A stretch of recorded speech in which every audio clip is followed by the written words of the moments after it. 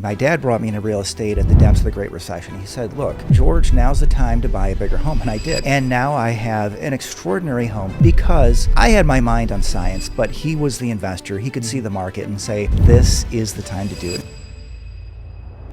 When you finance these things right, you can handle all the things that go wrong. We doubled our rents, we had a great payday, and we're going to have an even greater payday when the rates come down, and when we sell it, that's going to be a third fabulous payday.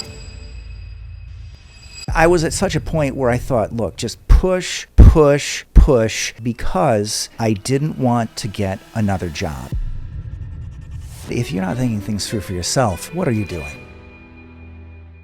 Welcome to another edition of Lifetime Cash Flow through Real Estate Investing. I'm Rod Cleef, and I'm absolutely thrilled you're here.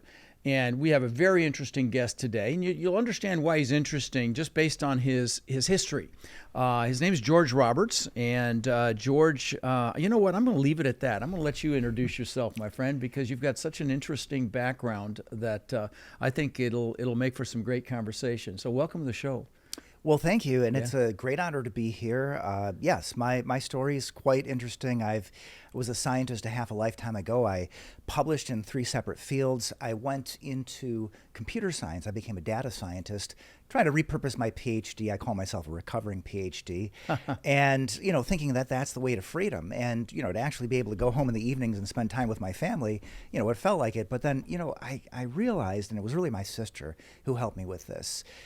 She wanted to found a construction company, and we did that together. And now she runs that, and I do my own thing.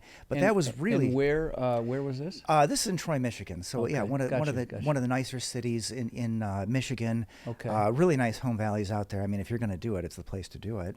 So you were originally a scientist. That's what your PhD is in. Yeah, I'm a tech guy. Yeah, so but the difference between tech and is the science in tech? Well, I would consider in a certain way, because I did move sort of towards tech. I wanted to go into bioinformatics, but kind of missed that mark and ended up just going straight into industry, which was very much more to my liking anyway. Okay. Yeah. I have no idea what you're talking about. Yeah, fair enough. Yeah, I mean, I was I can't really say that, because I also, I played guitar in high school and in college, played out. So, I mean, I do have an extroverted side to my personality, but for many years, it was just complete introvert, figure out how to become a bioscientist, and it completely consumed me. So wow. Then I did a 180. Your PhD's in bioscience? Yeah, bioscience. So it's immunology and microbiology. Oh, wow. That's relevant with COVID and everything. Yeah, I know. I was wondering. Sometimes that comes up. People ask me, I what do you... definitely am interested in that. I mean, were you in that when COVID hit? No, I'd already moved on. So yeah, I think by about 2010, 2011, I was already into the data science. But I mean, it's very much a part of my life. I mean, I have strong opinions. If you want to talk about it, we can talk about it. I definitely want to talk about that. I have very strong opinions as well. We're going to cover that later. Yeah, no, we'll definitely circle back to that in a minute. But okay. All right. So you went from science to data science. Yes. Okay. Can you explain? So the science was immunology, like you said. Yes. Okay, you're in a laboratory, but data science is explain what that means to you. Right. What so it is, basically. So essentially what it is I tell stories from data. And if you think about it, really everything we do, whether you're in sales or you're not in sales, you're kind of in sales, right? And we tell stories. Right. And the thing about numbers is that most of the people who do have the facility with that, they don't know how to tell a story. Okay. And so your best data scientists, and I actually went on to win an award in my field, they're the ones who can take all of that data and tell the story. Okay. How do you explain it, first of all, to your boss? How do you explain it to your boss's boss? And how do they explain it to their boss? Sure. What's the story and the numbers? And if you think about it, I think multifamily is really the same thing. Oh, sure. It's KPIs. It's key performance metrics. So give me an example just because for my own curiosity. So you're doing data science. Were you evaluating numbers for like large corporations, evaluating data? I mean, metrics and data for large corporations and. Right. So I've done it in a couple settings, and it was first in fintech. Okay. And the idea is, how do we build predictive models? Got it. So you build predictive models, and then that's supposed to either generate a ton of revenue, or it's supposed to protect the company from some unforeseen or untoward financial circumstance. Either way, your models are either healthy or they're sick. And so what I decided to do, everybody wanted to build a model. So I figured, look, my whole career has been about go where the playing field is less crowded. And so I thought, well, why don't I help to figure out when the models are sick, diagnose that, fix the models, fix them faster, because each day you have a sick model, your company is losing money. So when you say model, it's like what you're talking about is the data that you're looking at, the projections that are being made based on that data. Exactly. Is what you're talking about. Okay. So why the shift? Okay. So now this is your third foray, and I could see how the data science could play a role in this business. So talk about why the shift to multifamily or to real estate, and maybe explain that a little bit. Well, so I come from an entrepreneurial family. Okay. And, it's funny how the apple does not fall far from the tree. So my dad, he grew up on a farm, so kind of real estate there. Sure. But then he went into finance. And, his father was also an entrepreneur. He ran the local general store. So over time, my sister brings me into real estate through the construction company. My dad brought me into real estate at the depths of the Great Recession. He said, look, George, now's the time to buy a bigger home. And I did. We got a short sale, and we bought it for a song. Wow. And now I have an extraordinary home because I had my mind on science, but he was the investor. He could see the market and say, this is the time to do it. And he's 100% right. Well, what does that entail? Well, when your current family home is worth half of what it should be, right. What do you go and sell it? No. Right. So I became a landlord. So just to circle back, when I decided, hey, I love entrepreneurship, well, then what do? Well, not something completely different. I go into real estate. I already understand being a landlord, so to borrow from being a data scientist, now let's be a landlord at scale. Let's go into multifamily. Okay. So everything I've done, repurposing, it's all been a matter of just bringing it back home. What are my skills? What do I bring to the table so that I don't have to completely start over? And now I've branded myself as the data scientist of real estate, and you can see me flying around in a cape. As you say it, so shall it be. Yeah. You're the data scientist of real estate. Well, exactly. Okay. And so, if you, find me on YouTube, you'll see me flying around in a cape, and I try to make it interesting. That's awesome. It's all about making it fun. Oh, telling that's the awesome. story. That's awesome. So you have a YouTube channel that's called the Data Scientist of Real Estate. Yes. Okay. Well, I have not had a chance to look at it. I'm looking forward to seeing that. You flying around in real estate. Love it. So and looking at your bio here, you talk about housing data macroeconomics, which is fascinating. I'd actually like to talk about that a little bit with you.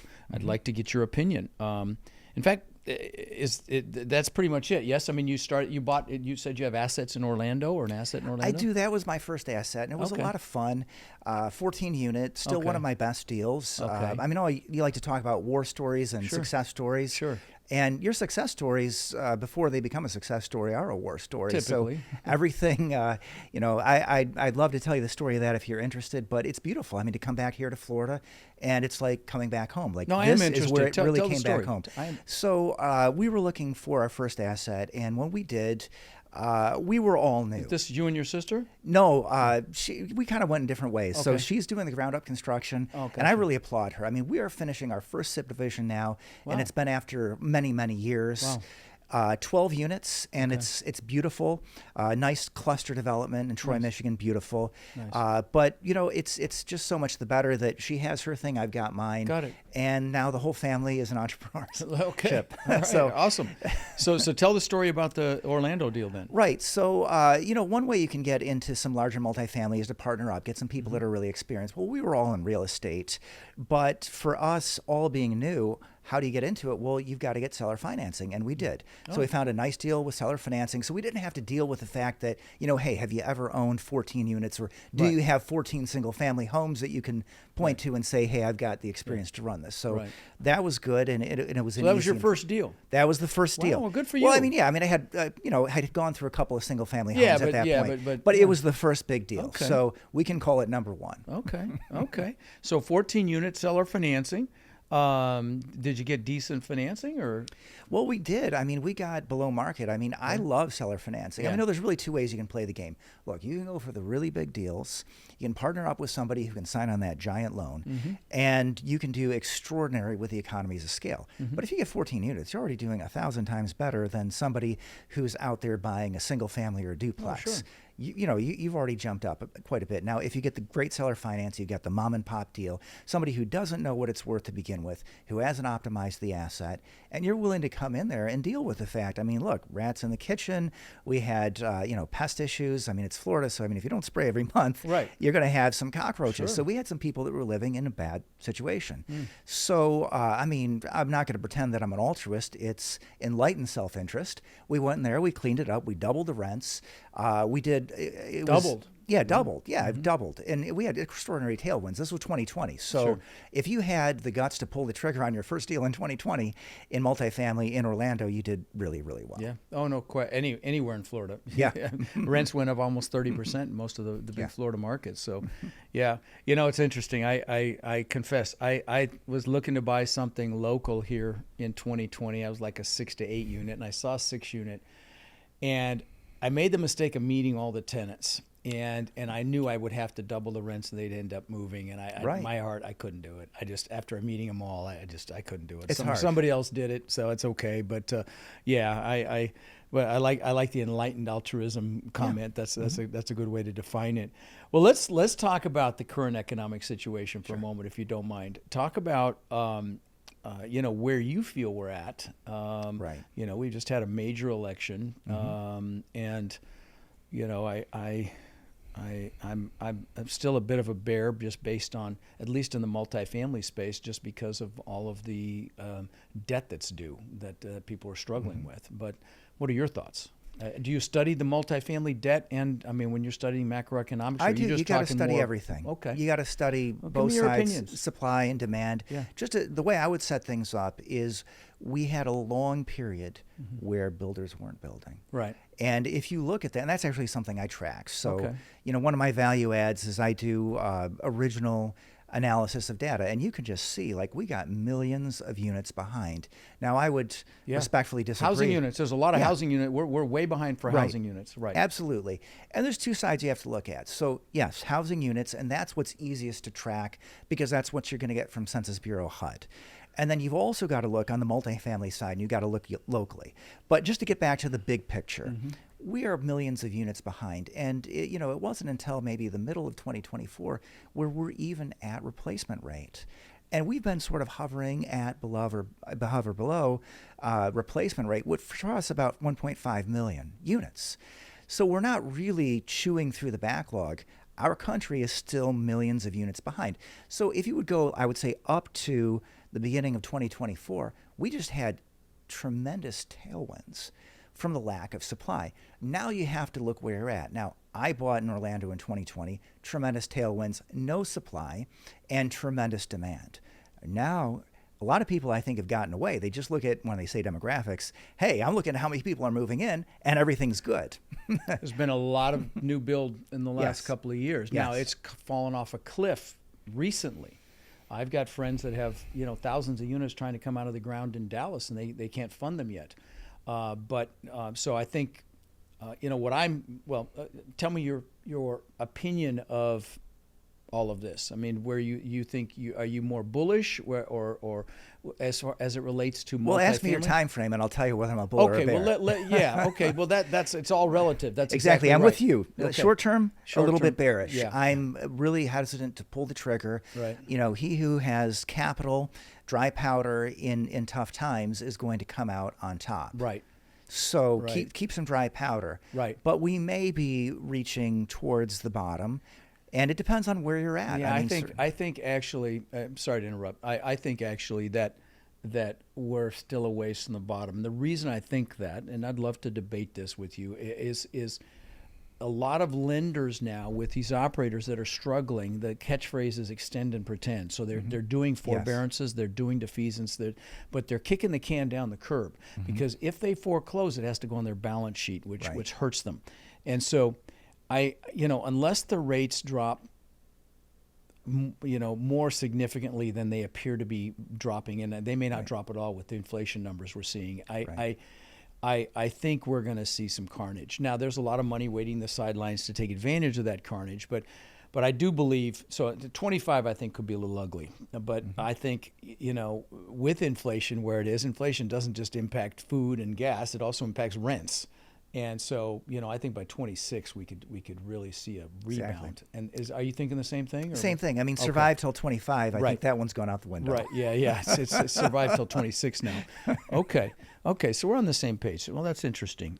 Talk about the shift. I mean, you were heavy corporate, yes, with the data science.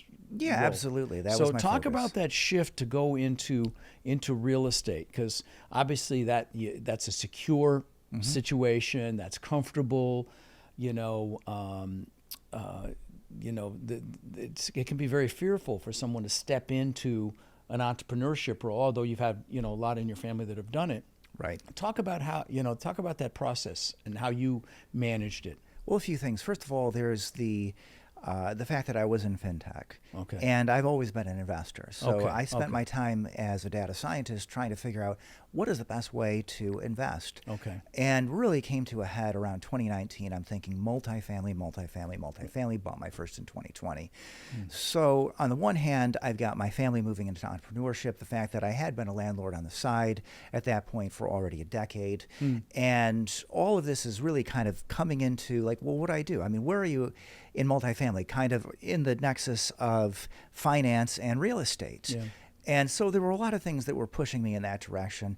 But really, if you got to have your passion has to be greater than your fears. And if that's the case, then you're willing to make that leap. And that for me was the case.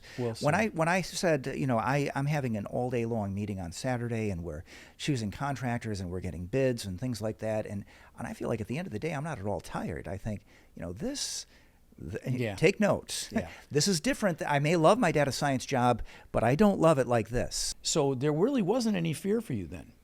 Well, I can't say there's no fear, but I call it building your runway. Okay. So I was building my runway thinking that, and you know what, I'll just say, because for some reason I think this will land with your audience, the wokeness came on, and the corporate environment went from someplace where I was comfortable, but I love entrepreneurship more, to I want to get the HE double hockey sticks out of here. Right. And so when the rates went up, and the lenders, they're not doing the refi business like they used to, you know what? I was happy to pack my bags. They didn't have to tell me twice. And at the end of the call, I said, thank you.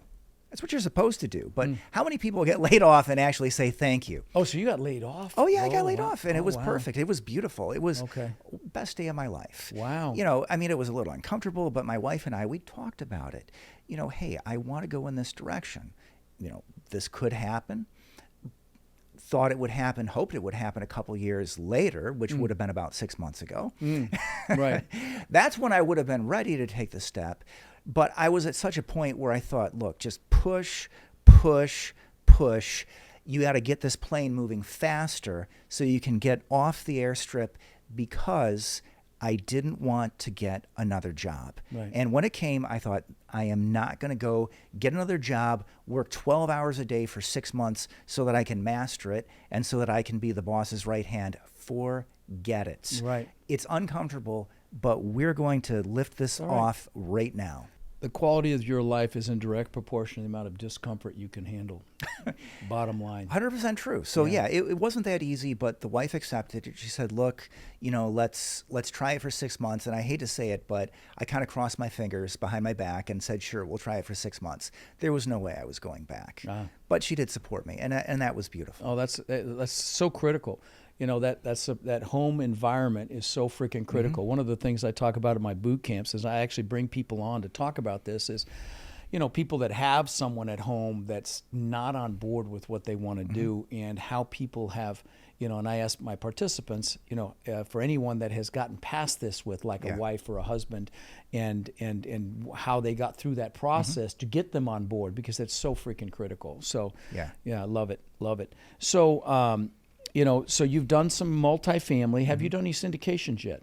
I have. I want to say the second deal was syndication, and it was a very tell me different about environment. That. Where was it and all that? 2021, it was Louisville, Kentucky. So Louisville, it's I would say the right place. Now, we haven't talked too much about geography, but what I like is the middle band of the country. Okay. Upper South, Lower North. This, kind of like Cincinnati, Louisville, Indianapolis, these are places that are just growing like crazy. And if you look where, I looked at the top 4 for rent growth, and one's Detroit, Michigan. So that's, a little off, but it's still, we're talking Midwest. You see places like Richmond, Virginia, and I just can't. Oh, Kansas City, Missouri, which I've got a couple deals out there, and I love it. Really? Love it. Interesting. And this is my thesis: is look, there are going to be times where everything is driven by migration, and that was my first deal. That was Orlando. And there, the Sun Belt will come back again. But if you look at the data, there are a lot of places like, say, Iowa, where housing prices are sort of flat. They go up over time, but they never get hit very hard. Right. Kansas City would be in those lines as well, right? There you go. Yeah. But right now we're seeing some great rent growth. And so I think Kansas City, at least for the time, there are times where you make a killing and there are times where you kind of park your money. Right. Midwest is running faster than the rest of the country. Why? Because it's running so fast? No, because the other runners have stumbled.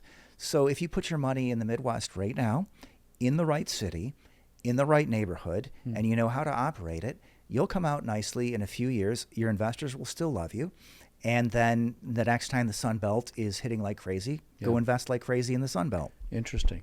I'm surprised to hear you say Detroit, but I can. Well, I'm from Detroit, by the way. Okay, no, I got you. Well, I'm still surprised to hear you say it because I know that the population has declined. Right. But I know there's that billionaire mortgage guy that has spent a lot of money there and done a lot of revitalization. At least I've heard. I know that. I'm not necessarily endorsing Detroit. Okay. I'm just saying that if you're looking at that one data point, I want to look for where things are converging. I want to see population growth. Right. I want to see there's not too much building. Right. And I also want to see the rent growth. Well, look, we don't have too much building in Detroit. Right. We have the rent growth, but we don't have the population growth. Right. So, I mean, I wouldn't say no to it's my backyard, but no, it's definitely not the top of my list. But again, it reinforces that the Midwest right now is moving forward. Yeah, no question. Yeah, I have assets in Cincinnati. And the market.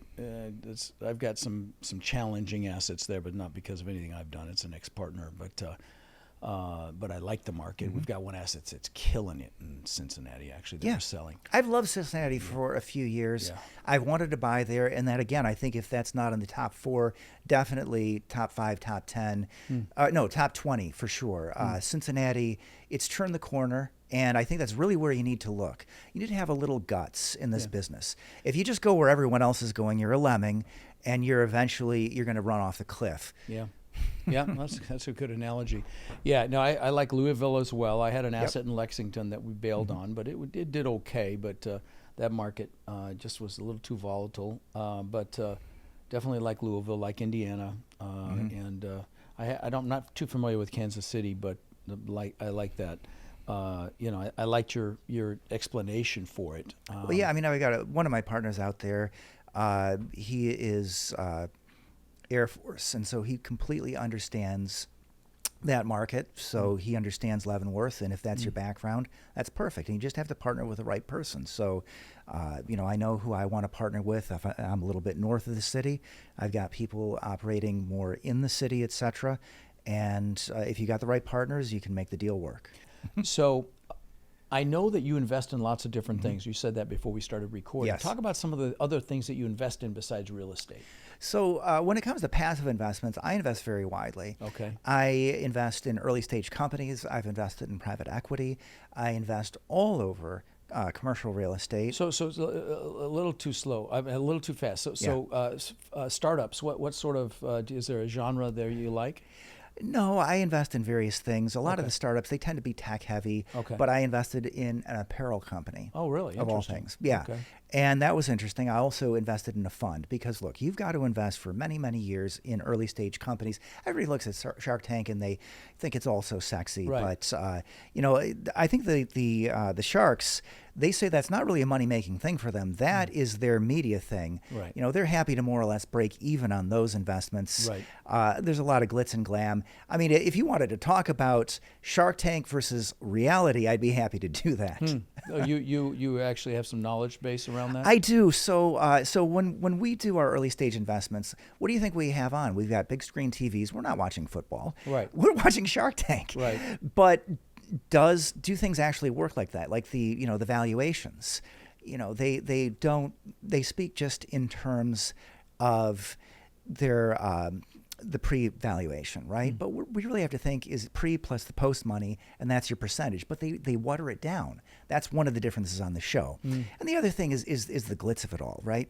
You see about, 6 to 12 minutes, and they're actually recording for hours. Now, proper due diligence on an early stage company could be 40 to 200 hours if you want to lead around. Right. And you know that they've got a team of assistants that are helping them behind. So if anybody thinks, hey, being an early stage investor is all about just sitting across the table with an entrepreneur, judging their character in 5 minutes and saying, hey, I would like 10% of your company for $3 million. That is not how it works. Oh, that's interesting. I didn't know that. You've just educated me. I didn't, that it makes complete sense that they'd have a lot more pre-frame prior to all that and learn more about the company before they throw hundreds of thousands or millions. Yeah. And here's another thing. Like if you're going to invest, and this is something that I've learned from reading dozens of books. I want to say it's David Rose, wrote a great book about angel investing, and he says invest with your syndicate. Because look, if you want to do 40 to 200 hours of due diligence on a company, and you want to say no 40 to 100 times before you say yes, that is a full-time job. Yeah. Don't attempt to do that unless you have the wherewithal, your time, and your money.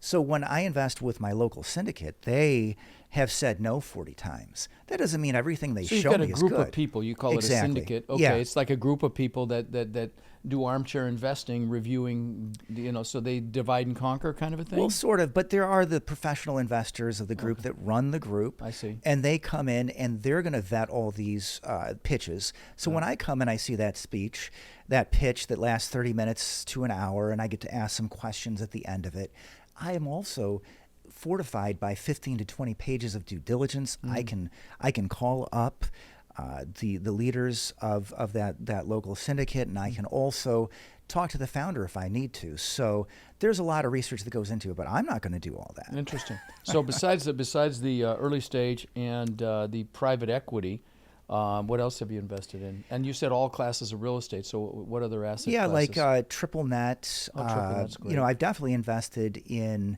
By the way, guys, triple net is where the tenant basically pays everything. So it'd be like a Walmart or a lot of single tenant applications of triple net leases where there's lots of applications actually, even strip centers. But you.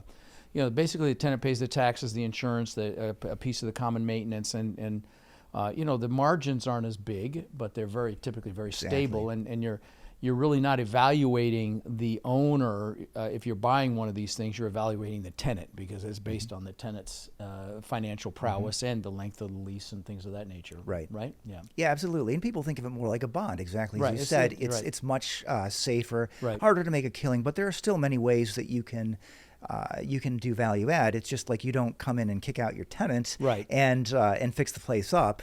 You might fix the outside up a little bit, but I mean you want to sign a longer lease. That's really your value add. Right. Yeah. Okay.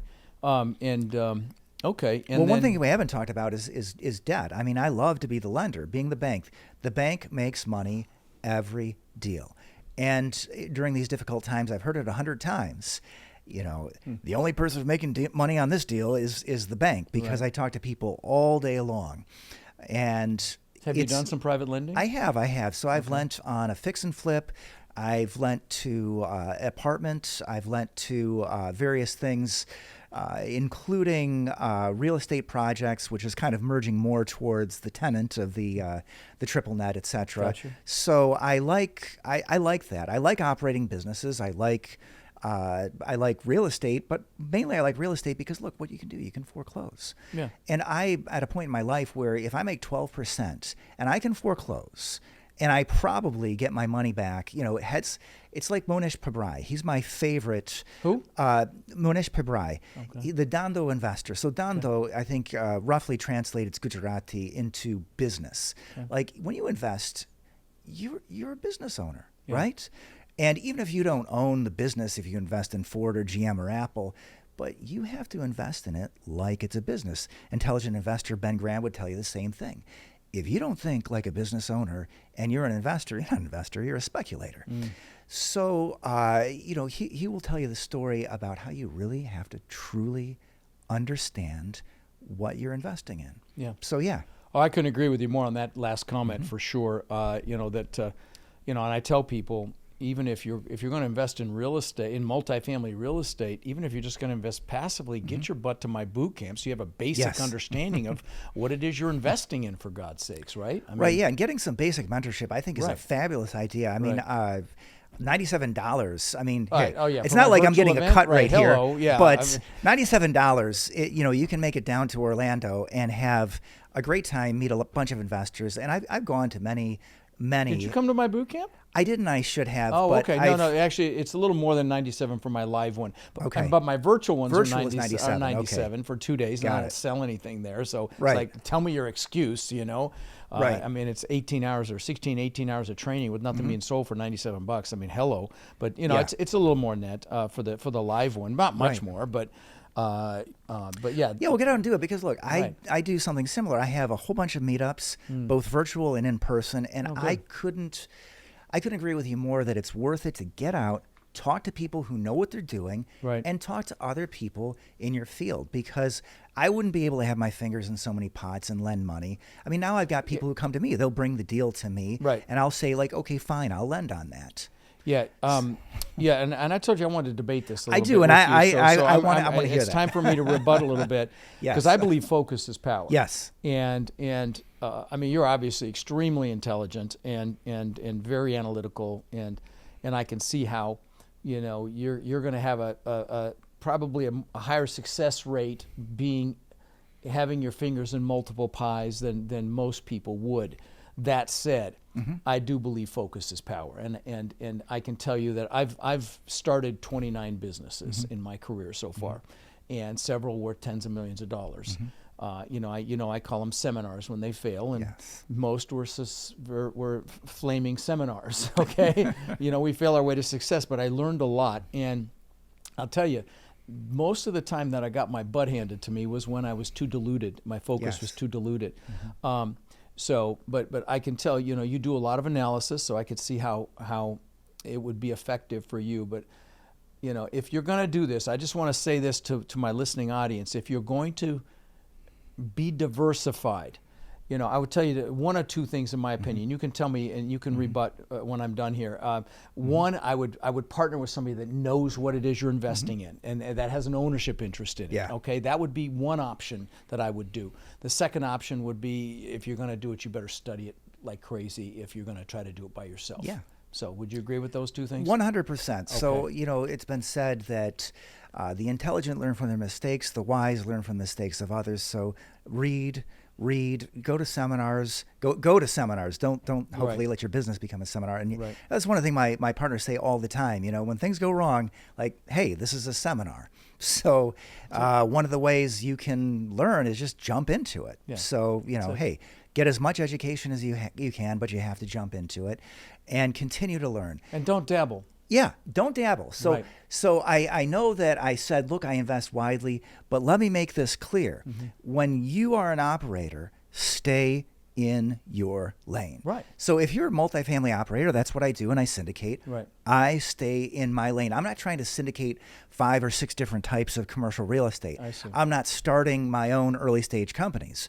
When I do that, I'm investing, like you said, with somebody who knows what they're doing, and I do a lot of research.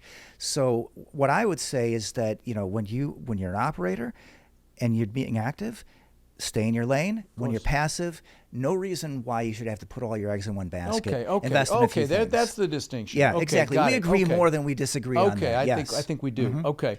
By the way, George has a podcast called The Foundry, just like it sounds. Interesting. I'm going to have to check it out.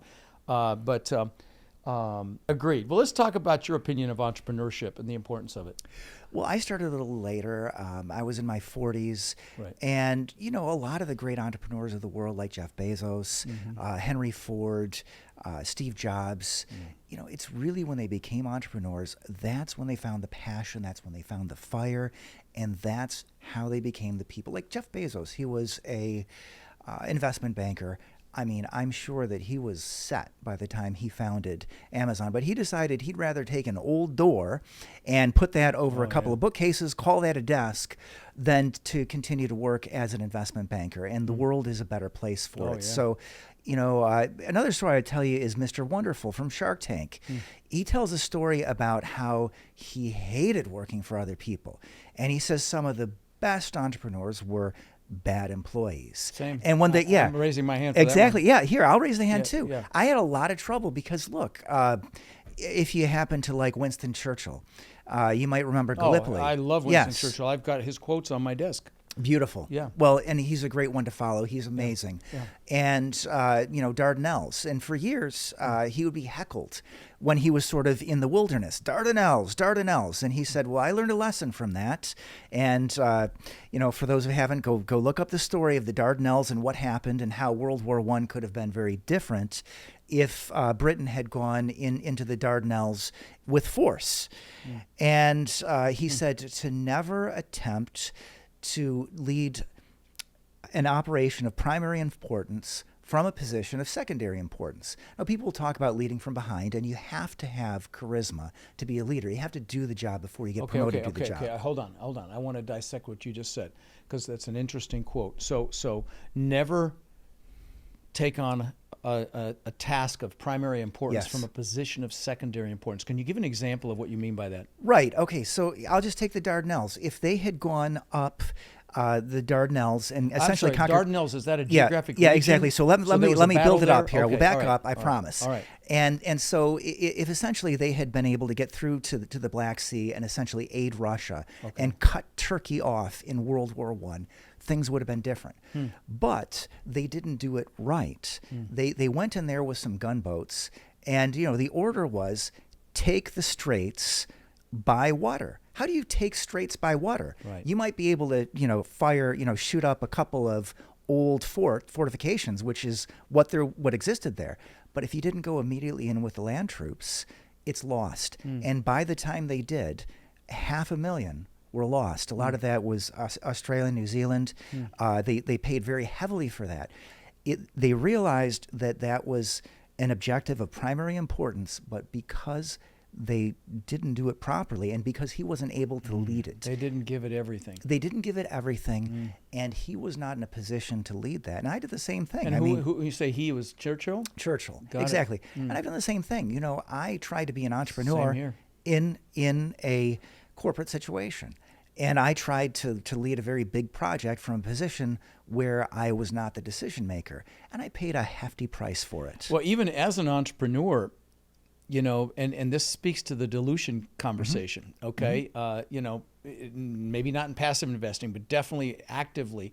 There was a time I had two frozen yogurt shops. I was I was buying houses. I had a carpet cleaning business. I had, vending carts downtown Denver selling ice cream bars, and everything suffered because I was diluted. And I was definitely treating them as if they were secondary type relationships, secondary initiatives, and so it ties in. I mean, it's a parallel to what you just described. Absolutely. Yeah. So just to bring it all home, even though in the end he was vindicated, and I think history sees that if they had followed his plan, World War I would have been different. He suffered tremendously for it. In my case, where I was in the corporate world and trying to lead the project that I thought that the company should have been working on, I eventually won an award for my work. But in the meantime, I suffered tremendously. So what I've learned is that, a lot of us, we have that creativity, we have that visionary leadership, but if for whatever reason the corporate environment didn't shine a light on you and you feel like you are that visionary leader and you're willing to take the risks and you're willing to take it on the chin when you have a seminar, then go out on your own and you'll find out. And even if you don't turn out to be Jeff Bezos, Henry Ford, Steve Jobs, you may find that you have a life that's much grander than you ever envisioned because you're willing to take those risks. Because you're willing to take risks. So I hope those of you that haven't taken a risk yet, I hope you heard what he just said, and you're dead on. You've got to be able to, push through fear, push through comfort, get uncomfortable, Maybe you've got some limiting beliefs that are holding you back, Yeah. and you've got to push through that stuff. You've got to want it more. You've got to, how did you say it? Yeah, if your passion is greater than your fear, you'll take the step, and it won't even seem.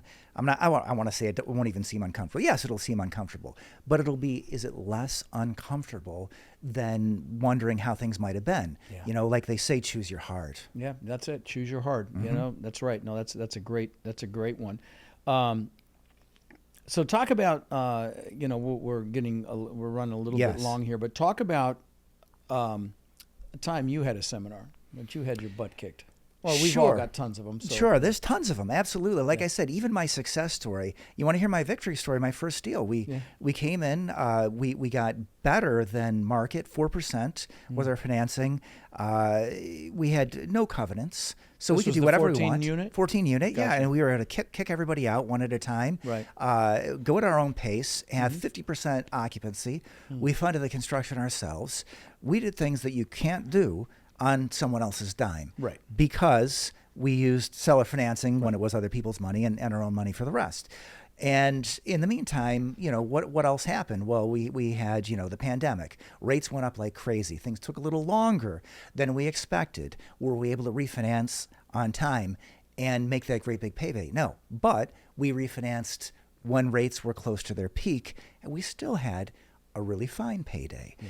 We didn't have a construction loan where we had to worry about other people coming in and saying, hey, I don't like your, either your occupancy or, hey, it hasn't been 16 to 18 months, pull the plug and have to refinance or something else. When you finance these things right, you can handle all the things that go wrong. We doubled our rents. We had a great payday, and we're going to have an even greater payday when the rates come down. And when we sell it, that's going to be a third fabulous payday. So even the good ones are really hard. I could tell you about another deal where everything went right for 3 years, and then we had a sinkhole, and really bad. Yeah. Oh, yeah. I had a sinkhole. This is Tennessee. It's serious, and that thing happens. And if you had asked me like a year ago, have you ever had a deal where nothing went wrong? That would have been the deal that I would have told you about. But we had a pipe burst early this year after 2.5 or 3 years of beautiful operations where nothing went wrong. Was this a single family? This is multifamily, 34 units, Tennessee. 34. Yeah, and we were paying 12% on a 7% pref. So, when I'm telling you things are going well, I'm not lying to you. But even the perfect deal has something go wrong. There's going to be a pipe that bursts, and then you can have a sinkhole. And you got to deal with that. But I can tell you some other things, like my first construction project. People brought out the pitchforks. It was nuts. There was a local realtor. They didn't want it to go in. No, a local realtor said, oh, these people are going to come build us houses. They're going to make your 1970s ranch look like a garage. Well, let me tell you something, that in this world, jealousy is real. Yeah. Oh yeah. And you come to the realization you can never make everybody happy. Well, right. I told you we had to circle back to COVID. Let's circle back to that for a minute. I forgot about that. So I did it come from Wuhan, number one? What are your thoughts there? Well, I think everybody believes it did. The only question is whether it escaped from the lab. And, there is some circumstantial evidence for that. I don't want to go any further on that because, again, it hasn't been proven. Okay. But as you know, a lot of these conspiracy theories. That's a scientist's answer. It is. That's it is. Scientist's 100%. Answer. Okay. 100%. Because I do hedge a little bit. Hey.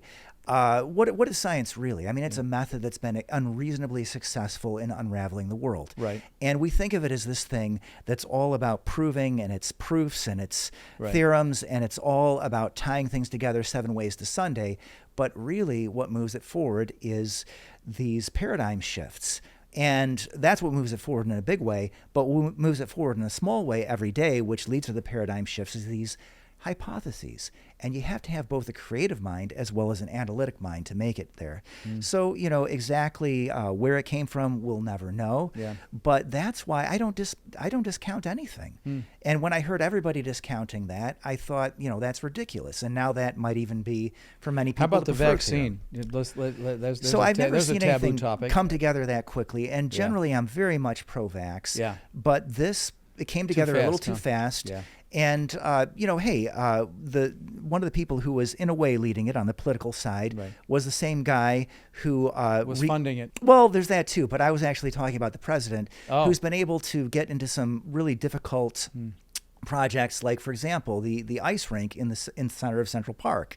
He got that together after the city screwed it up for years. He got everybody talking together, and that for me was a model. When I saw what he did with a vaccine, I thought, it makes sense that he would get everybody from the academic scientists to the corporate world working together and get that together.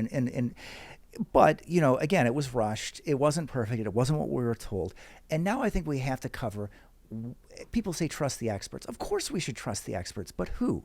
Who do you trust? Yeah. You don't know anymore, candidly. I mean, you really, with all the misinformation out there, with all the censorship, with all the propaganda, you really don't know what to trust anymore, and it's sad. I couldn't agree with you. You really have to do your own research and come to your own conclusions. You do, and people like that were maligned. Yeah. And I remember I was sitting in Vegas, and some comedian says, like, "Yeah, I got my uncle who says he does his own research," and I'm thinking, like, okay, well, fine, your uncle's probably not a PhD, right? But if you're not thinking things through for yourself, what are you doing? Yeah, exactly. Well, listen, I have to tell you, George, it's been a lot of fun, very, very wide-ranging conversation I've never had on this show before. Check out his podcast, guys, The Foundery, spelled F-O-N-U-N-D-E-R-Y. Why is it pronounced that way? So it's like founder with a Y because it's all about founders. And like I said, you're a business owner. Yeah. You're not just an investor. Yeah. So make sure you understand what you're doing, understand the entrepreneurship, understand the business end. So if you love entrepreneurship and you love real estate and private equity, might be the show.